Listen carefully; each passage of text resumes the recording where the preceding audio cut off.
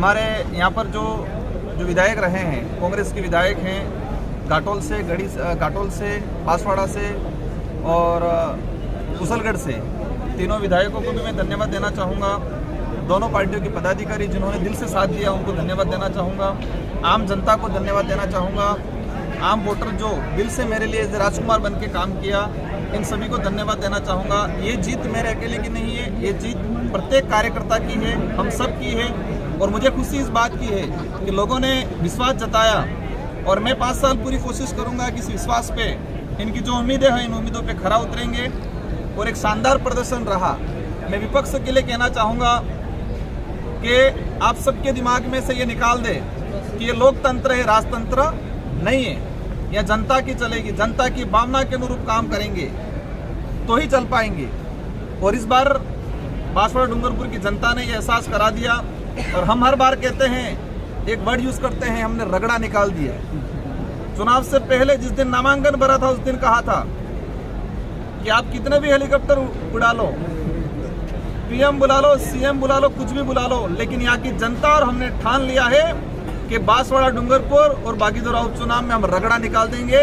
और आज परिणाम के रूप में ये एहसास हो गया कि अवश्य रगड़ा निकल गया है। और बागड़ क्षेत्र के अंदर, बिलपट्टी के क्षेत्र के अंदर ये बात करें तो राजनीतिक शुद्धिकरण का काम हो गया है इस बार। महेंद्र सिंह मालविया ने कहा था ना आप चलेगा ना बाप चलेगा और इनको उखाड़ फेंकेंगे। अब आपका क्या कहना है? देखो, मालविया जी के लिए मैं, जो उम्र में मेरे से बड़े हैं, मेरे परिवार में सिखाया है कि उम्रदराज लोगों का मान सम्मान करना चाहिए। लेकिन एक सांसद प्रत्याशी थे वो, मैं भी सांसद प्रत्याशी था। लेकिन जिस तरह से इनके दिमाग में था, जिस तरह का उनका ओवर कॉन्फिडेंस था, इस जनता ने एहसास करा दिया। इस जनता ने एहसास करा दिया कि आपको ही हमने, बांसवाड़ा डूंगरपुर की जनता ने ही मालविया जी को बड़ा बनाया था। और उसी जनता को उन्होंने सौगंध खिलाए थे, इसी जनता को उन्होंने कई प्रकार से बांधा था। और वही जनता ने उनको एहसास करा दिया कि हमारी वजह से ही आपको आगे बढ़ाया था और हम ही आज आपको वापस घर पे बिठाएंगे। और इस बार उन लोगों ने बिठाने का काम किया। अब बहुमत किस ओर जाने का है अभी तक जिस हिसाब से बन रहे सरकारों को? देखो, अभी तक कोई स्पष्ट नहीं हो पाया है। कोई ये नहीं कह सकता अभी इस टाइम में कि ना एनडीए की बने या ना इंडिया गठबंधन की बने। स्थिति घंटे पर बाद क्लियर होगी। और अवश्य देश लेवल पे जो माहौल बना हुआ है, जिस तरह से एग्जिट पोल आ रहा था 354 का, कोई बता रहा था 400 का, कोई बता रहा 350 का, सारे एग्जिट पोल फेल हुए हैं। बांसवाड़ा सीट के लिए भी एग्जिट पोल जो कई नेशनल मीडिया वाले बता रहे थे ये है वो है, सारे एग्जिट पोल फेल हुए हैं। मीडिया ने जिस तरह से, नेशनल मीडिया आप लोगों पे नहीं, समाचार प्लस ने आपको बताया था राजकुमार और 2 लाख वोटों से जीत रहे सवेरे। भाई साहब बता रहे हैं, उन्होंने बताया था। और अवश्य देश लेवल की मीडिया की अगर बात करें, मीडिया ने जिस तरह से बढ़ चढ़ के देश की जनता को गुमराह करने का काम किया है और ये परिणाम जो आया है, काफी डिफरेंस आया है।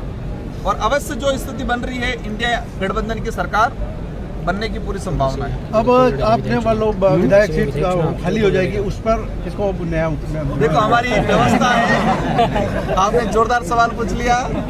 हमारे विधानसभा लोग ही, विधानसभा क्षेत्र की जनता ही टिकट देगी। वहाँ पर मैं या कोई हाईकमान टिकट नहीं देगा, उस क्षेत्र की जनता टिकट दे देगी। और अवश्य वो चुनाव हम भारी बहुमत से जीतेंगे। बिल्कुल इस बार बना, भाजपा के कई मंत्रियों के द्वारा, केंद्र में मंत्री रहे थे, उनके द्वारा कहा गया था कि हम 400 पार लाएंगे, ये खत्म कर देंगे, संविधान खत्म कर देंगे, आरक्षण खत्म कर देंगे। और इसी का कई जगह कुछ % असर रहा और लोगों को लगा कि जो सत्ता में बैठा हुआ आदमी, जो पार्टी संविधान बदलने की बात करता है, उसको ही बदल दे। ये ठान लिया था और इस बार हो गया। गरीब जनता की जीत हुई है या पैसे वालों की जीत हुई है? गरीब जनता की जीत हुई है, आम जनता की जीत हुई है, मजदूर की जीत हुई है, बेरोजगार की जीत हुई है, सच्चा आदमी है उसकी जीत हुई है। तानाशाही और बलशाली लोग जो थे, धनबसे थे, उनकी हार हुई। अपनी प्राथमिकता क्या रहेंगी लोकसभा? मेरी प्राथमिकता यहाँ पर एजुकेशन को लेकर हम बेहतर काम करेंगे। गुजरात जो पलायन हो रहा है उसको रोकने का काम करेंगे। और लंबे समय से गोविंद गुरु महाराज का जो सपना है, बिल प्रदेश बनाने की जो मांग चल रही है, उसको लेकर हम केंद्र सरकार में, किसी की भी सरकार बने, उस एजेंडे को तरीके से हम रखेंगे। और अलग से बिल प्रदेश बनाने की डिमांड जो चल रही है उसको पूरा करवाएंगे। साथ ही जो आरक्षण वाला जो मामला चल रहा है, संवैधानिक जो प्रावधान है, उनको धरातल पे लागू करने का काम करेंगे।